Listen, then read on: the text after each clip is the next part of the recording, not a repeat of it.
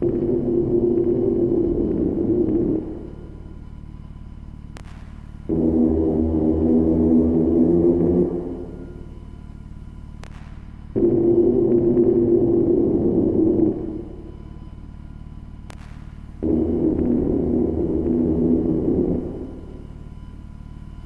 report by a United Nations panel has condemned the government for failing to protect the rights of disabled people. Last month, officials and charities gave evidence in Geneva as the UN assessed UK compliance with the main Charter on Disability.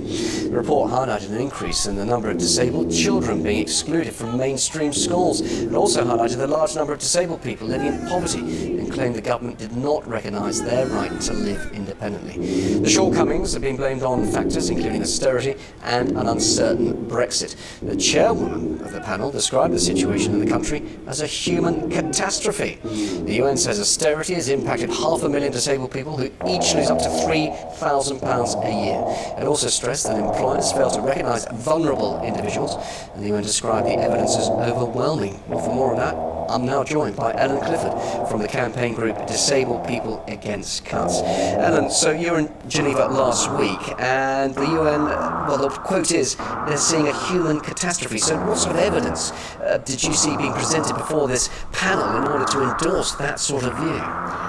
We were there last week, but it was the culmination of a long process that's been going on for many years. Since 2010, disabled people have not felt listened to by the government, and without recourse to any other access to get listened to, people started sending things to the UN. So the committee last week said it was the most challenging exercise in the history of the committee.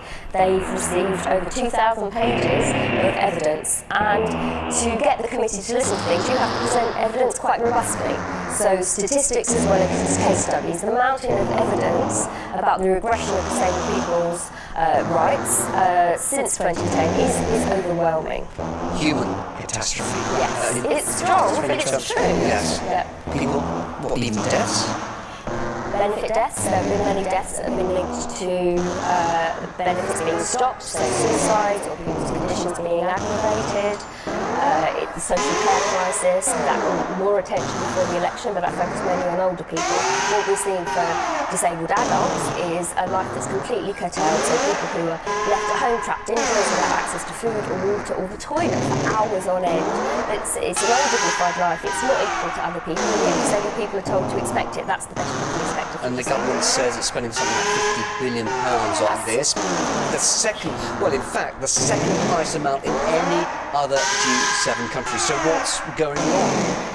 The government say they're spending that, but it's interesting. I think what we've seen over the last few years is a lot of convenient use of statistics. The UK Stats Authority have struck down on the government many times and said that the way we're using statistics is actually a misrepresentation. I think that 50 billion figure is a classic example of that. So people think that's just out of work benefits. Actually within that figure, I've seen a freedom of information request on that, they lump in everything. So industrial injuries is in that 50 billion figure, everything that's spent on social care, and it's very difficult to compare that figure to what other countries spend because it's so much lumped in there. I think what is more of a key indicator about where we're at is the share of national wealth.